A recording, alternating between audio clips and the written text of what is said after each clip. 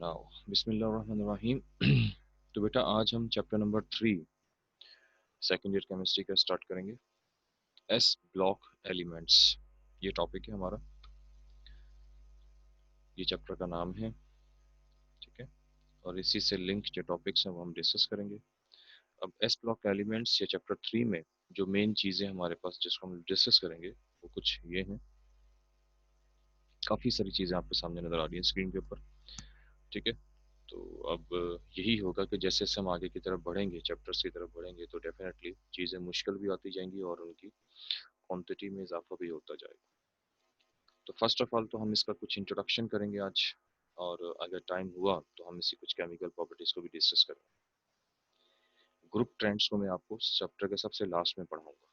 ठीक है, इसके बाद आप देख सकते हैं कि पॉइंट नंबर 4 से लेकर सेकंड लास्ट पॉइंट तक जितने भी हैं यहाँ पर, ये सब केमिकल्स हैं डिफरेंट टाइप के। इन सब के बारे में आपने इंफॉर्मेशन हम आपको यहाँ पर प्रोवाइड करेंगे। न किसी की प्रिपरेशंस हैं तो किसी की केमिकल प्रॉपर्टीज़ हैं तो किसी की फिजिकल प्रॉपर्टीज़ हैं।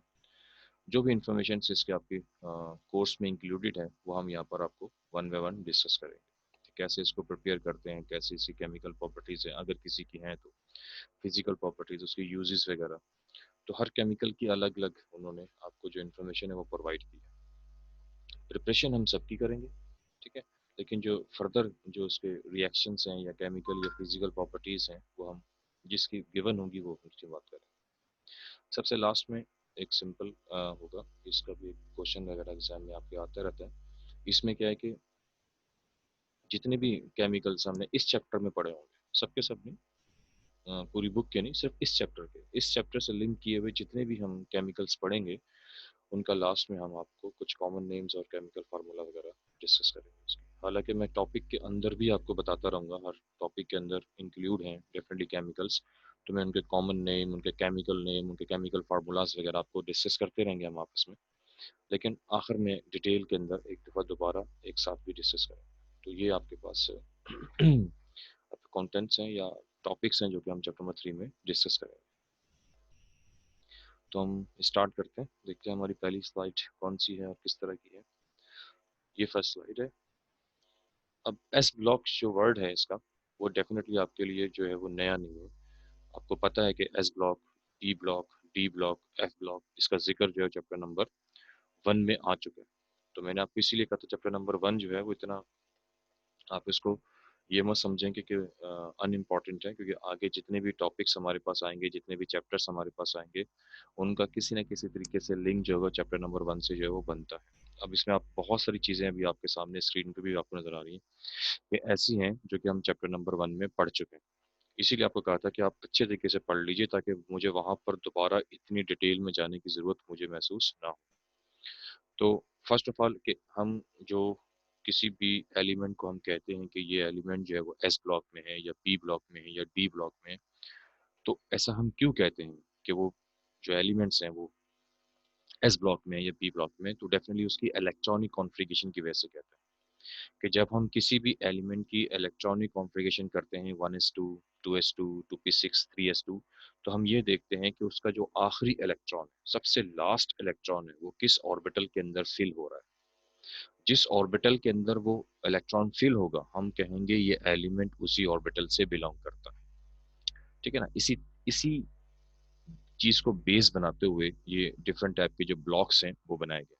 तो इसका मतलब ये हुआ कि एस ब्लॉक एलिमेंट जो होते हैं, जो भी एस ब्लॉक के अंदर एलिमेंट्स हैं, वो सब के सब या उन सब की जब हम इलेक्ट्रॉनिक कॉन्फ़िगरेशन करेंगे तो उन सब का जो लास्ट इलेक्ट्रॉन होगा वो एस ऑर्बिटल में फिल्ड होगा।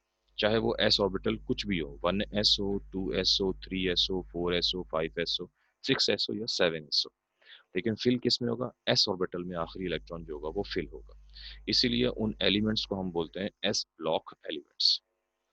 अगर हम लोकेशन की बात करें, पीरियोडिक टेबल में एस ब्लॉक होते कहाँ पर हैं, तो बेटा ये इंटायरली लेफ्ट साइड के ऊपर होते हैं। मतलब जहां से पीरियोडिक टेबल स्टार्ट होता है उसका जो लेफ्ट हैंड साइड होती है वहां पर ये प्रेजेंट होता है ब्लॉक। इसके अंदर जो ग्रुप्स होते हैं वो दो होते हैं। ठीक है, टू ग्रुप्स इसमें इंक्लूडेड होते हैं, first group and second group. ये आपको इन्फॉर्मेशन में पता है पहले से कि दो ग्रुप इसमें शामिल है, first group and second group. ए आपको रिप्रेजेंट कर रहा है कि ये सब ग्रुप ए से बिलोंग करता है। इसके अलावा फर्दर अब इसकी डिटेल देखिए कि फर्स्ट ए ग्रुप का जो कॉमन नेम है वो है अल्कली मेटल्स। ठीक है, अल्कली मेटल्स इसको बोला जाता है। सेकेंड ए ग्रुप को बोला जाता है अल्कलाइन अर्थ मेटल्स। अर्थ का वर्ड यूज किया जाता है क्योंकि इसमें कुछ एलिमेंट्स होते हैं, खास तौर पर मैग्नीशियम और कैल्शियम, जो कि जमीन के अंदर ज्यादातर पाए जाते हैं, इस वजह से हम इसको अल्कलाइन अर्थ मेटल्स का नाम देते हैं। टोटल एलिमेंट की अगर क्वांटिटी देखा जाए, टोटल एलिमेंट्स की, तो अब इसमें थोड़ी कंफ्यूजन है, जरा देखिएगा कि बेसिकली तो इसमें 7 एलिमेंट्स हैं।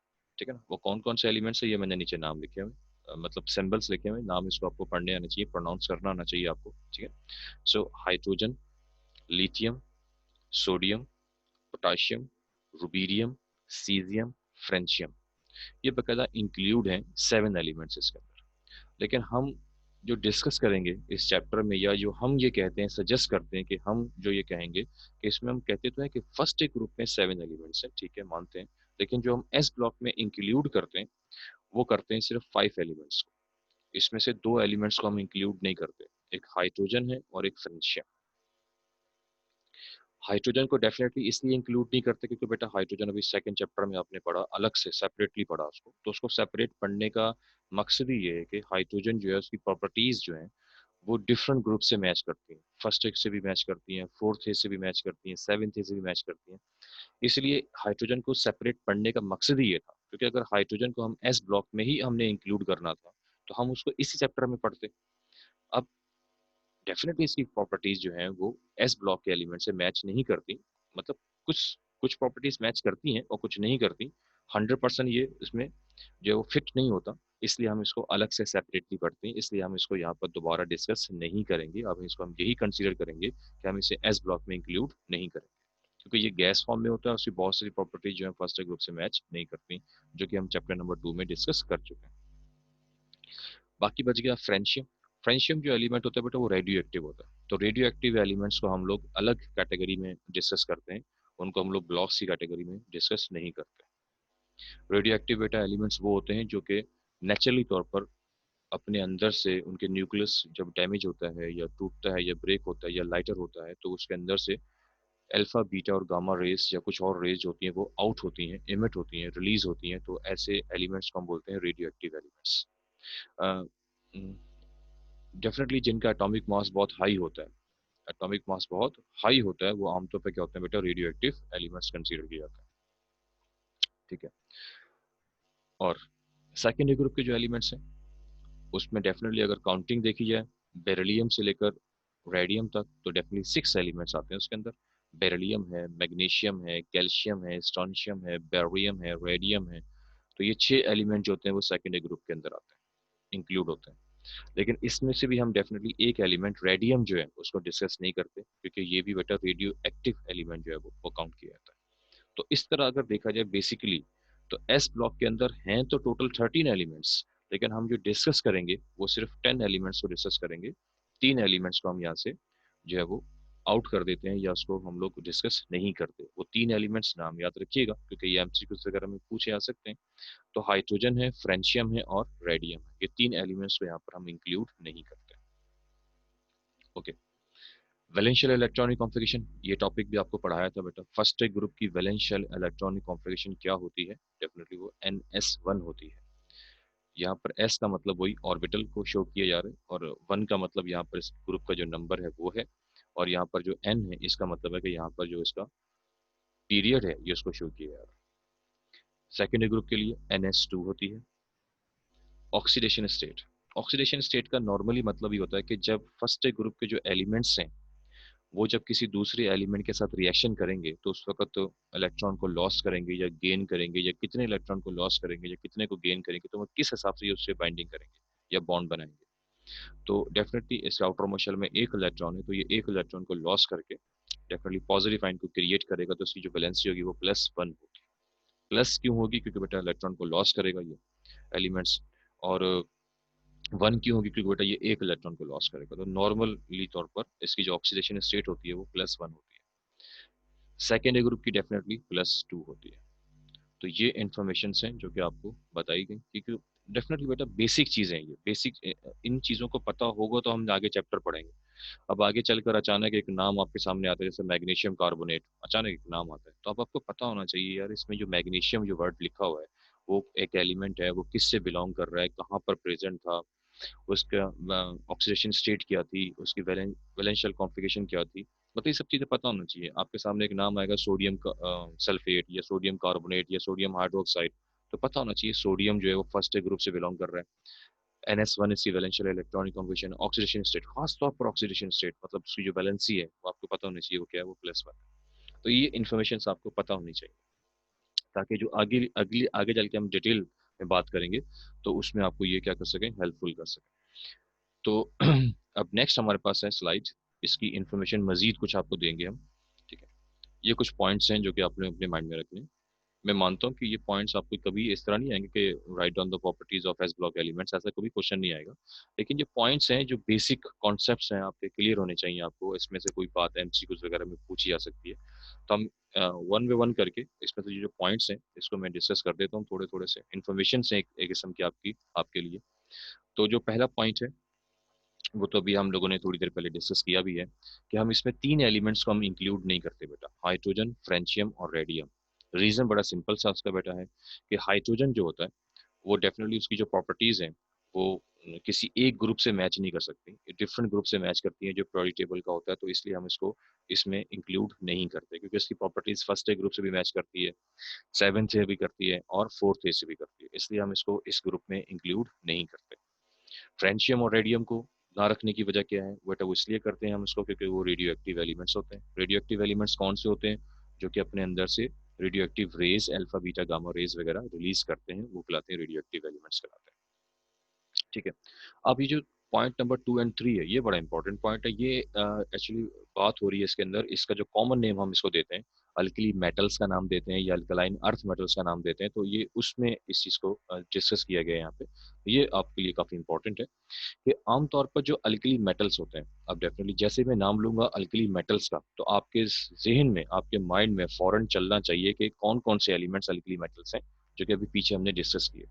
तो डेफिनेटली बेटा अल्कली मेटल्स फर्स्ट ग्रुप को बोलते हैं। अब फर्स्ट ग्रुप के एलिमेंट्स आपको पता होना चाहिए कि लिथियम, सोडियम, पोटाशियम, रुबीडियम और सीजियम की यहाँ बात हो रही है। ठीक है, तो ये नाम इस तरीके से, इसीलिए आपको पहले स्लाइड दिखाई गई, सारे नाम बताए गए, ताकि जैसे ही आपके सामने वर्ड किया जाए अल्कली मेटल्स, तो आपके जेहन में फॉरन एलिमेंट्स के नाम चलने चाहिए कि यार ये किन एलिमेंट्स की बात हो रही है। ठीक है ना, तो डेफिनेटली जो एलिमेंट्स आपके पास आएंगे वो आएंगे lithium, sodium, potassium, rubidium, caesium, francium. तो मतलब बेशक बेशक सारे एलिमेंट्स ना जेहन में आए, तो यार कम से कम शुरू के जो 2 या 3 एलिमेंट्स है कम से कम वो तो माइंड में आने चाहिए, कि जैसे लिथियम, सोडियम, पोटाशियम वगैरह। तो ये क्या करते हैं, यहाँ लिखा हुआ है कि सॉल्युबल हाइड्रोक्साइड बनाते हैं। अब ये क्या होता है सॉल्युबल हाइड्रोक्साइड, तो सॉल्युबल हाइड्रोक्साइड का मतलब यहाँ पर ये होगा कि, जी बेटा अदनान आपने कुछ पूछना है? जी अदनान, कोई क्वेश्चन बेटा, या बाय मिस्टेक हुआ है? हैंड रेस किया आपने बेटा?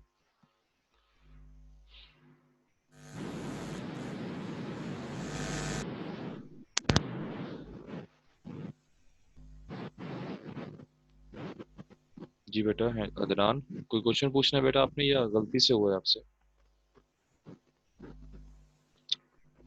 ओके, ठीक है। तो हम कंटिन्यू करें। तो हम बात कर रहे थे कि अल्कली मेटल्स जो हैं, उनके जो एलिमेंट्स हैं अल्कली मेटल्स के, वो डेफिनेटली सॉल्युबल हाइड्रोक्साइड जो है वो फॉर्म करते हैं। अब ये क्या, हाइड्रोक्साइड का ओ एच को बोलते हैं, ओ एच, इसको बोलते हैं हाइड्रोक्साइड। ये भी हम डिस्कस भी करेंगे इसी केमिकल प्रॉपर्टीज में, कि lithium hydroxide, sodium hydroxide, potassium hydroxide, मतलब कि इस किस्म के ये हाइड्रोक्साइड्स बनाते हैं, मतलब बेस बनाते हैं। ठीक है, अब वो जो बेस बनते हैं, जब उनकी प्रॉपर्टीज को चेक किया गया, जैसे लिथियम हाइड्रोक्साइड या सोडियम हाइड्रोक्साइड या पोटाशियम हाइड्रोक्साइड, वो जो केमिकल बना, उसको जब चेकआउट किया गया तो वो पानी में डिजोल्व हो जाते हैं, सॉल्युबल हो जाते हैं। ठीक है ना, पानी में डिजोल्व है, और उनकी जो पीएच है वो डेफिनेटली क्या है, वो 7 से ज्यादा है। तो जब 7 से ज्यादा है तो कंफर्म बात है कि वो क्या है, वो बेस है। तो बेस को हम बेस भी बोल सकते हैं और उसको हम लोग अल्कली भी बोलते हैं। तो इसलिए हम बोलते हैं कि वो अल्कलाइन मेटल्स हैं, या अल्कली मेटल्स का जो वर्ड यूज किया गया वो इस वजह से किया गया कि अल्कली मेटल का मतलब है कि ये तमाम के तमाम मेटल जो होंगे वो बेस बनाएंगे बकायदा। बेस से मतलब जैसे lithium hydroxide, sodium hydroxide, potassium hydroxide, क्योंकि उनकी जो पीएच होती है वो 7 से ज्यादा होती है, मतलब उसकी जो प्रॉपर्टीज होती हैं वो क्या होती है, वो अल्कली होती है, मतलब कि अल्कलाइन होती है, इस वजह से हम उसको बोलते हैं अल्कली मेटल्स।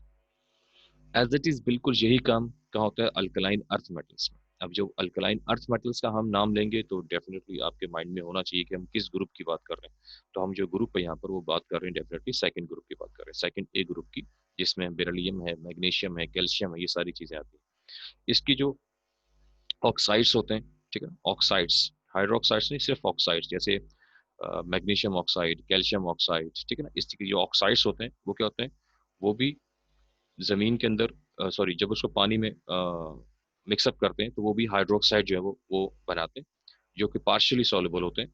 और इनकी जो नेचर होती है वो भी क्या होती है, वो भी अल्कलाइन होती है, ठीक है।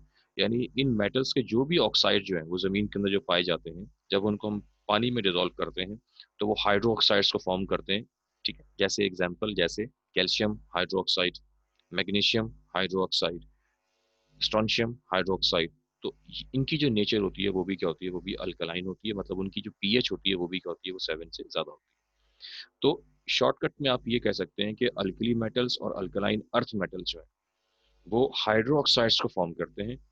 और डेफिनेटली जो हाइड्रोक्साइड्स होते हैं उनकी जो पीएच होती है या उनकी जो प्रॉपर्टीज होती हैं वो अल्कली होती हैं, यानी कि बेसिक होती हैं। इस वजह से हम इसको अल्कली या अल्कलाइन का वर्ड इसके लिए यूज करते हैं। तो दोनों में अर्थ का वर्ड जो वो सेकंड ग्रुप के लिए क्यों इस्तेमाल किया जाता है, क्योंकि बेटा इनमें ज्यादातर जो एलिमेंट्स होते हैं वो जमीन के अंदर पाए जाते हैं, इस वजह से।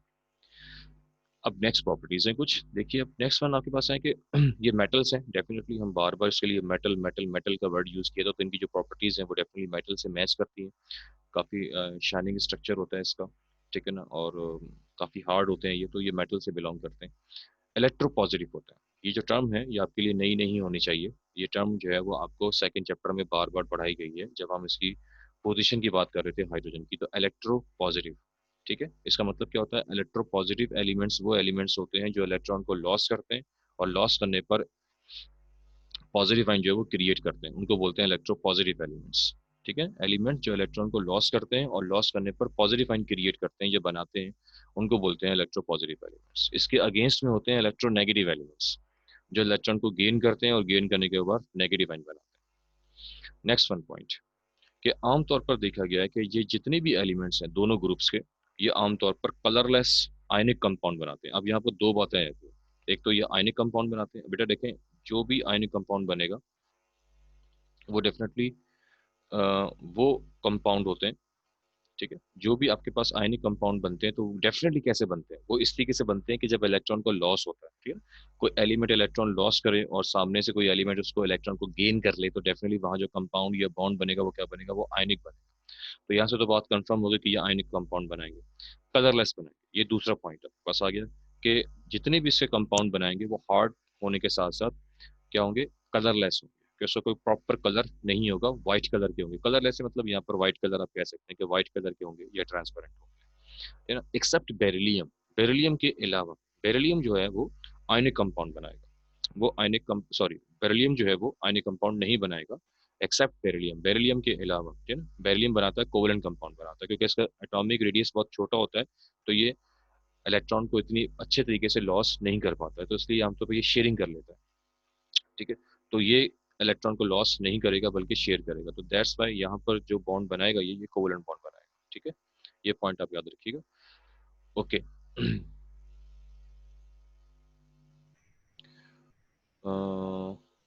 आयनिक, एक क्वेश्चन है कि why they are called ionic compound, ठीक है बेटा। मुनज़्ज़ा बेटा, बड़ा सिंपल सी बात आपको बताई कि बेटा देखें, एक जब हम ये वर्ड यूज करते हैं कि कुछ कंपाउंड जो है वो आयनिक हैं, कुछ कंपाउंड जो है कोवलेंट हैं, तो उसका बड़ा सिंपल सा, बिल्कुल सिंपल तरीके से आप अपने माइंड में हमेशा ही रखिएगा कि आयनिक कंपाउंड्स वो कंपाउंड्स होते हैं जिसमें आयनिक बॉन्डिंग होती है, बस सिंपल, ठीक है।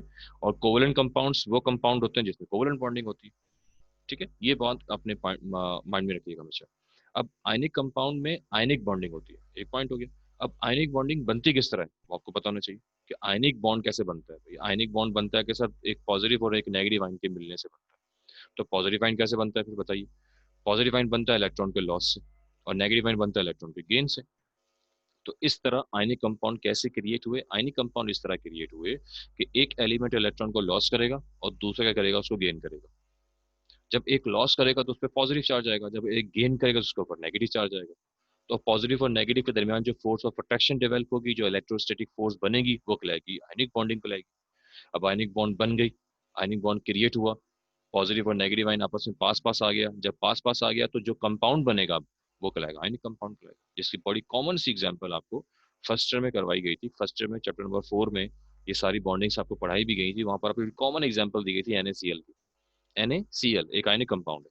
अब Na क्या है? Na फर्स्ट ग्रुप का एलिमेंट है, अल्कली मेटल है। तो Na और Cl इलेक्ट्रोनेगेटिव एलिमेंट है और Na जो है वो इलेक्ट्रोपॉजिटिव एलिमेंट है, फर्स्ट ग्रुप के एलिमेंट्स है। तो उसके दरमियान जो बॉन्ड क्रिएट होता है वो आयनिक बॉन्ड होता है। तो ये जो सोडियम क्लोराइड है, ये कंपाउंड कौन सा होगा? ये आयनिक कंपाउंड होगा।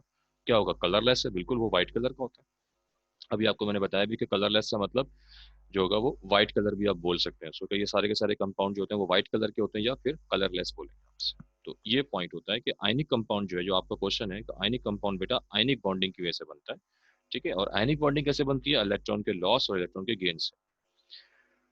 दे आर पावरफुल रिड्यूसिंग एजेंट, ये वर्ड भी हम सेकंड चैप्टर में बहुत दफा पढ़ चुके हैं, दोबारा ये आगे भी पढ़ेंगे बहुत दफा। तो इसका भी पॉइंट बिल्कुल मैं बार बार आपको क्लियर कर चुका हूँ बेटा। रिड्यूसिंग एजेंट्स, एजेंट्स कहते हैं काम करने वाले, जो काम करता है उसको एजेंट बोलते हैं।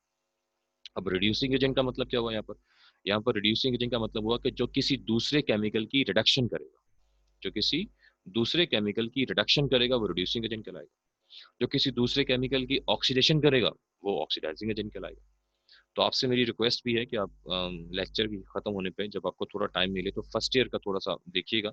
चैप्टर नंबर 7 में आपको पढ़ाया गया था रिड्यूसिंग और ऑक्सीडाइज, मतलब रिडक्शन और ऑक्सीडेशन। वहाँ पर अगर डेफिनेशन आपको मिल जाएंगी, वहाँ डिफरेंस भी मिल जाएंगे। तो उसको जरा एक दफा रीड आउट कर लीजिएगा अच्छी तरीके से कि ऑक्सीडेशन किसे कहते हैं, रिडक्शन किसे कहते हैं। ठीक है, क्योंकि सेकंड ईयर में उसका बहुत इस्तेमाल है।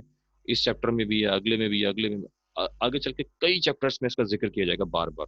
तो आपको ना उसकी डेफिनेशन आनी चाहिए, ऑक्सीडेशन किसे कहते हैं, रिडक्शन किसे कहते हैं।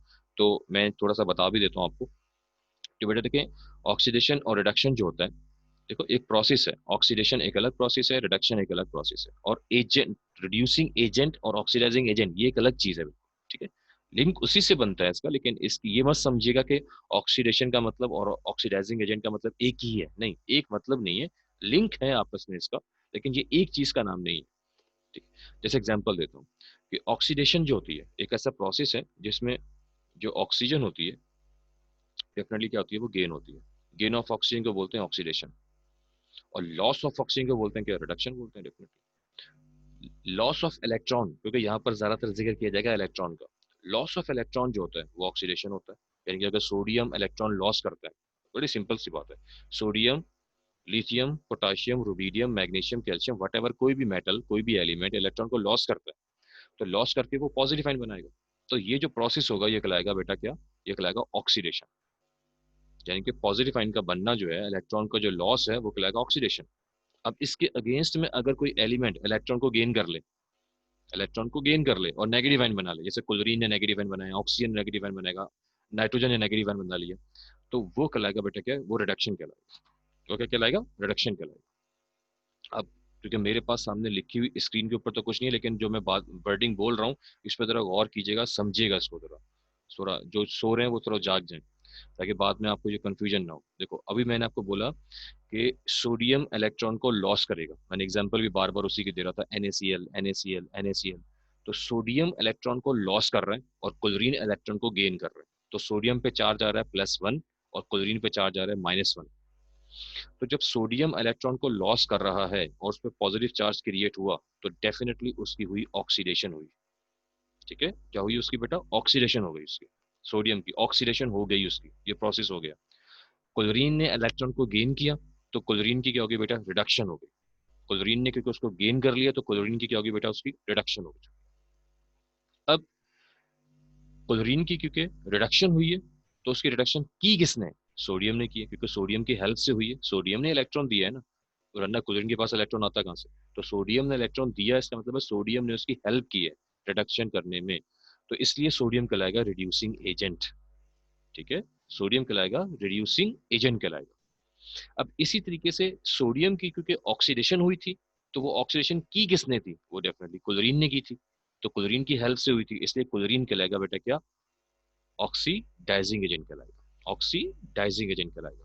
तो इस तरीके से आपस में ये जो है वो ऑक्सीडाइजिंग एजेंट और रिड्यूसिंग एजेंट के बारे में इंफॉर्मेशन जो है वो दी जाती है।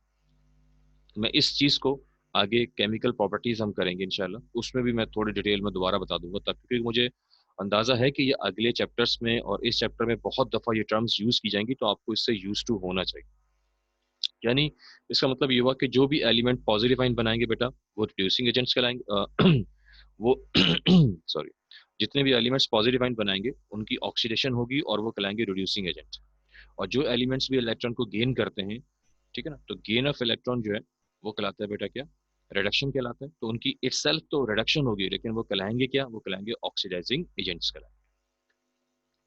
नेक्स्ट वन, ये जो थर्ड लास्ट पॉइंट है बेटा, कि दे आर रिएक्टिव एलिमेंट्स। ये एमसीक्यूज में अक्सर पूछा जाता है कि एस ब्लॉक एलिमेंट्स काफी रिएक्टिव एलिमेंट्स होते हैं। रिएक्टिव एलिमेंट्स का मतलब है कि बहुत ही आसानी के साथ इलेक्ट्रॉन को लॉस कर देते हैं, प्लस आयन बनाते हैं, +1 बनाते हैं, +2 आयन बना लेते हैं, लेकिन कुछ एलिमेंट्स ऐसा नहीं कर पाते।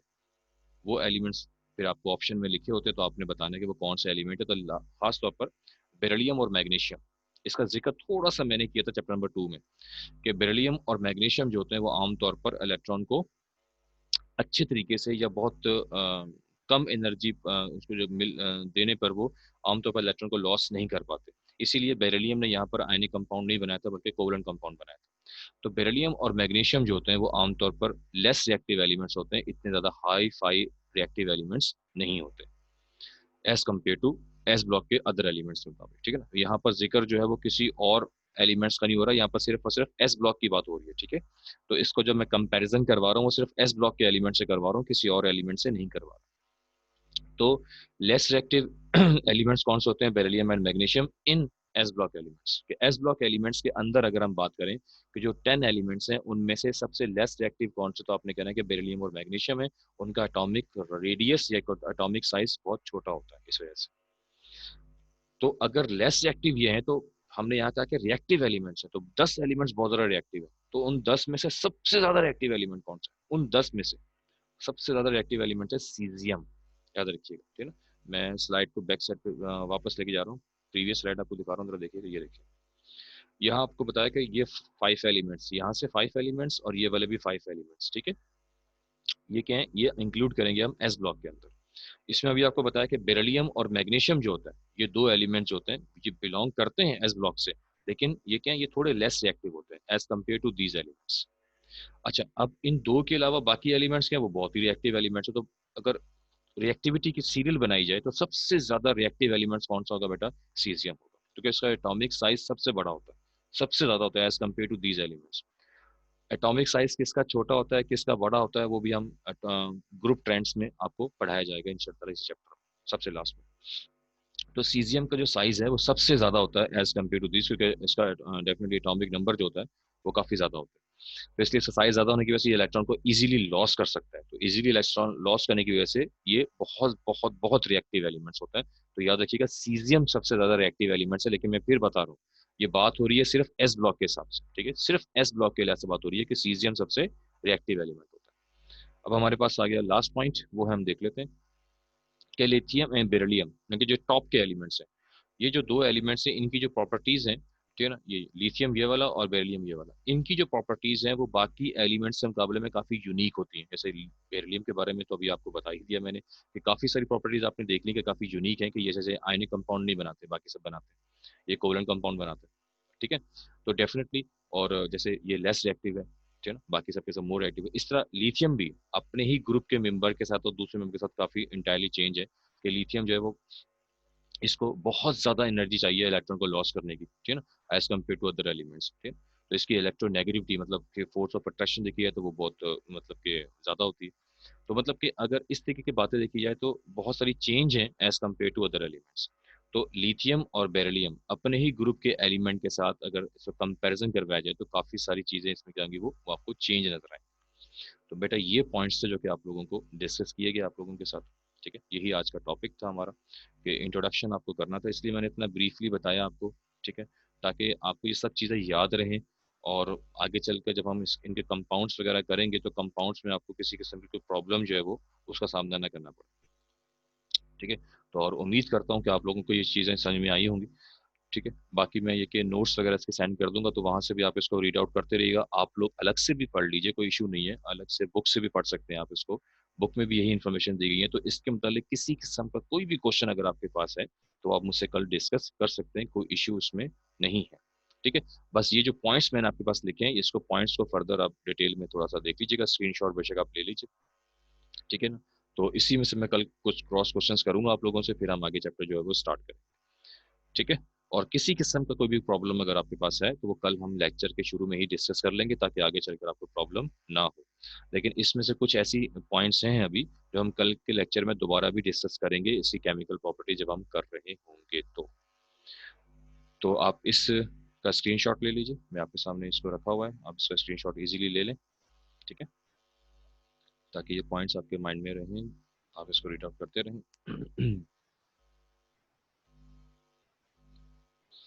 ठीक है। और इस पेज का भी आप स्क्रीनशॉट ले लीजिए, ताकि आपके उसको पढ़ सकें। ठीक है। कल हम लेक्चर इंशाल्लाह कंटिन्यू करेंगे यहीं से, तो कुछ ना कुछ पढ़ के आइएगा, ताकि आप क्रॉस क्वेश्चंस का जो आंसर है वो आप दे सकें। ओके, थैंक यू बेटा, कल तक के लिए अल्लाह हाफिज़।